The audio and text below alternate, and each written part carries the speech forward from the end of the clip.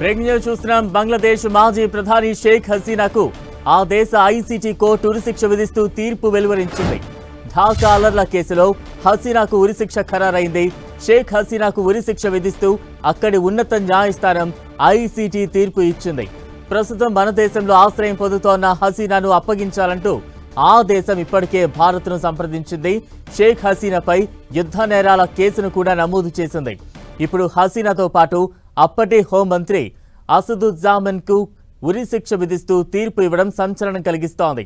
గతేడాది జూలైలో జరిగిన ప్రభుత్వ వ్యతిరేక నిరసనల్లో మానవత్వానికి వ్యతిరేకంగా నేరాలకు పాల్పడ్డారనే ఆరోపణలపై హసీనా, ఆమె హోంమంత్రి అసదుజ్జామన్ ఖాన్ కమల్, అప్పటి ఐజీపీ చౌదరి అబ్దుల్లా అల్ మమూన్లపై ట్రిబ్యునల్ అభియోగాలు నమోదు చేసింది. హసీనా, కమల్లను పరారీలో ఉన్నట్లు ప్రకటించి వారి గైర్ హాజరీలో విచారణ జరిపింది. మామూన్ అప్రూవర్గా మారినట్లు చెబుతున్నారు. హసీనా మాత్రం అప్పటి నుంచి భారత్లోనే ఆశ్రయాన్ని పొందుతున్నారు. International crimes tribunal court Sheikh హసీనాపై ప్రధానంగా 5 అభియోగాలు నమోదు చేసింది. 1 రెచ్చగొట్టేలా ప్రసంగం చేయడం, 2 ప్రజలపై మారణాయుధాలతో దాడులకు ఆదేశాలు ఇవ్వడమని పేర్కొంది. ఈ కాల్పులలో బీగం రోకియా యూనివర్సిటీకి చెందిన అబూ సయీద్ అనే విద్యార్థి చనిపోయాడు. అలానే ఢాకాలోని చాంకర్పూల్ ఏరియాలో మరో 6 చనిపోయారు.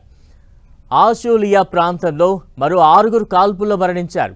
ఇటువంటి ఆదేశాలతో షేక్ హసీనా తీవ్రమైన నేరాలకు పాల్పడిందని బంగ్లాదేశ్ ఐసీటీ కోర్టు నిర్ధారించింది. ఆమెకు ఉరిశిక్ష ఖరారు చేసింది. ప్రస్తుతం హసీనా ముందున్న ఆప్షన్లు చూస్తే పైకోర్టుకు అపీల్కు వెళ్లాల్సి ఉంటుంది. కానీ అలా చేయాలంటే ఐసీటీ బీడీ చట్టం ప్రకారం హసీనా లొంగిపోతే తప్ప తీర్పు వెలువడిన 30 రోజుల్లోపు అపీల్ చేసుకోలేరు. ఆమె ముందుగా బంగ్లా ప్రభుత్వం ఎదుట లొంగిపోయి ఆ తర్వాత సుప్రీంకోర్టు అప్పీలేట్ డివిజన్లో తీర్పును సవాల్ చేయాల్సి ఉంటుంది. అయితే తన భద్రతకు భరోసా ఇస్తేనే తాను బంగ్లాదేశ్కు వస్తానంటూ హసీనా నిన్ననే చెప్పారు. అంతేకాదు తనెక్కడికి పారిపోలేదని ప్రకటించారు. ఈ నేపథ్యంలోనే ఐసీటీ వెలువరించిన తాజా తీర్పు సంచలనం రేపుతోంది. మాజీ ప్రధాని షేక్ హసీనాకు ఉరిశిక్ష విధిస్తూ బంగ్లా కోర్టు సంచలన తీర్పు వెలువరించింది. తాజా అప్డేట్స్ అందించేందుకు మా ప్రతినిధి గోపి సిద్ధంగా ఉన్నారు. గోపి,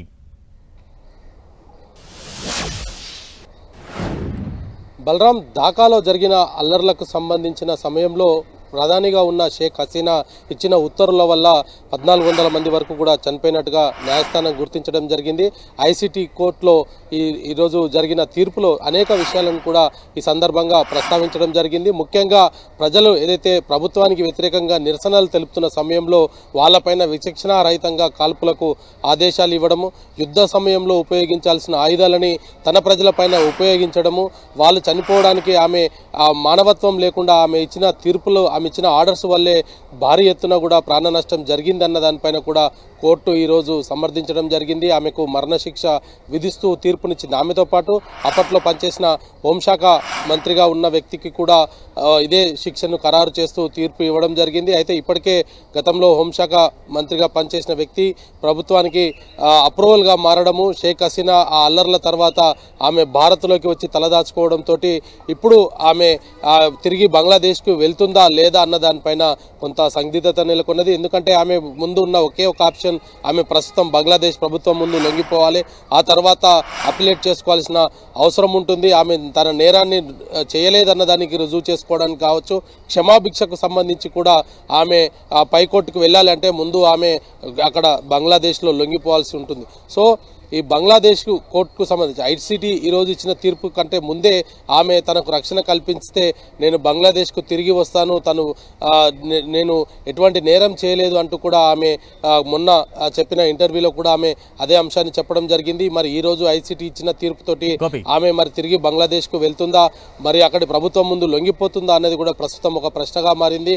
ఆమె మరణశిక్ష నుంచి తప్పించుకోవాలన్నా లేదా మరణశిక్షకు ఆమె అర్హులు కాదు అనేది రుజువు చేసుకోవాలన్నా లేదా ఇంకా ఆమె శిక్ష పడకుండా కాపాడుకోవాలన్నా ఆమె ఖచ్చితంగా బంగ్లాదేశ్కు వెళ్లాల్సిన పరిస్థితి అయితే ఉంది. అయితే బంగ్లాదేశ్ ప్రభుత్వం ఇప్పటికే భారత్ను సంప్రదించడం జరిగింది. ఆమెకు మరణశిక్ష విధించిన నేపథ్యంలో ఆమెను తిరిగి బంగ్లాదేశ్కు అప్పజెప్పాలంటూ కూడా భారత్ ప్రభుత్వాన్ని బంగ్లాదేశ్ ప్రభుత్వం కోరడం జరిగింది. మరి షేక్ హసీనా గత సంవత్సరం జూలైలో జరిగిన అల్లర్లకు సంబంధించి ఆమెకు వ్యతిరేకంగా ఏదైతే ప్రజలు ధర్నా చేస్తున్న సమయంలోనే వాళ్ళపైన విచక్షణ రహితంగా కాల్పులు జరపడం, అనేక మంది యువకులు అందులో ప్రాణాలు కోల్పోవడం జరిగింది. స్టూడెంట్స్ కూడా అందులో ప్రాణాలు కోల్పోవడం జరిగింది. సో వీటన్నిటిని కూడా ఈరోజు ఐసీటీ కోర్టు వాటన్నిటిని కూడా పరిగణనలోకి తీసుకుంది.